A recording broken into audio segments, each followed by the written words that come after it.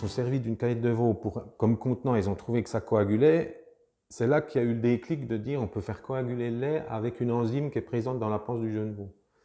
Et moi, je l'explique, je dis, nous, on n'a rien inventé, on n'a fait que de continuer une tradition, et je trouve ça génial.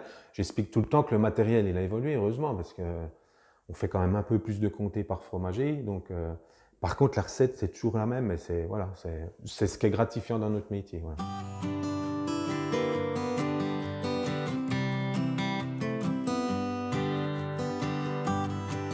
Le goût du comté, il y a quelques siècles, on ne sait pas grand-chose. On sait qu'il plaît, mais on n'a pas de description.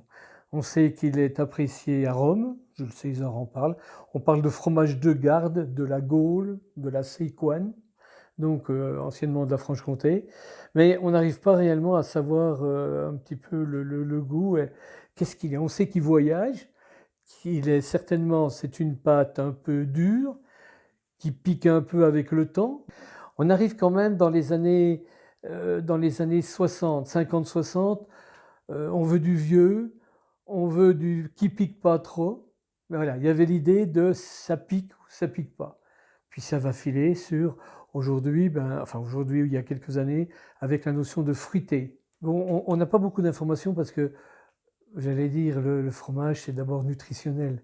Bon, après la guerre ou entre les guerres, on a besoin que les gens se fortifient. Et là, il y a pas que le toucher, il y a plein de choses. Il y a le visuel aussi. Moi, j'en ai pas parlé, mais on voit l'évolution du gel, la texture, et ensuite la crème qui remonte. Ça va nous guider pour le lendemain sur la fabrication. On va dire, ah, bah tiens, demain, il faudrait que je fasse gaffe, je mettrai peut-être à peine moins de levain. Et cette observation, elle se continue sur le moulage. Au moulage, on regarde la réaction du gel, du caillé, et s'il y a une bonne souplesse, on est bon. C'est qu'il faut continuer dans ce sens-là. L'affineur, il a environ 80 000 à 100 000 meules. Mais quand on arrive dans un rayon, on arrive tout de suite à les repérer. Parce qu'on a tous un format spécifique, un croûtage spécifique. Ouais, c'est une chance sur, allez, quasiment tous les coups on retombe dessus. Donc, ça paraît peut-être bête, mais c'est, voilà, on reste dans le vivant, on s'y attache.